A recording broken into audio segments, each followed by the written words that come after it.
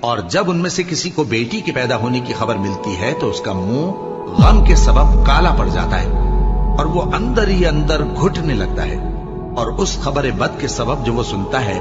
لوگوں سے چھپتا پھرتا ہے، سوچتا ہے کہ آیا ذلت برداشت کر کے لڑکی کو زندہ رہنے دے یا زمین میں گاڑ دے۔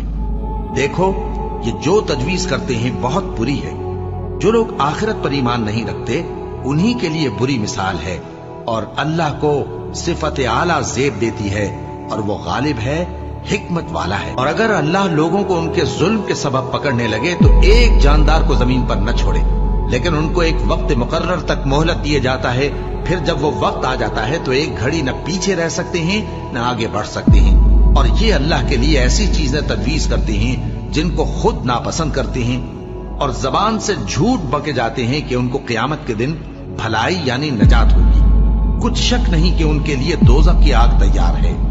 اور یہ دوزخ میں سب سے آگے بھیجے جائیں گے۔ اللہ کی قسم، ہم نے تم سے پہلی امتوں کی طرف بھی پیغمبر بھیجے تو شیطان نے ان کے کرتوت ان کو آراستہ کر دکھائے، تو آج بھی وہی ان کا دوست ہے اور ان کے لیے عذاب علیم ہے۔ اور ہم نے جو تم پر کتاب نازل کی ہے تو اس لیے کہ جس بات میں ان لوگوں کو اختلاف ہے تم اس کا فیصلہ کر دو، اور یہ مومنوں کے لیے ہدایت اور رحمت ہے۔ اور اللہ ہی نے آسمان سے پانی برسایا، پھر اس سے زمین کو اس کے مرنے کے بعد زندہ کیا، بے شک اس میں سننے والوں کے لیے نشانی ہے۔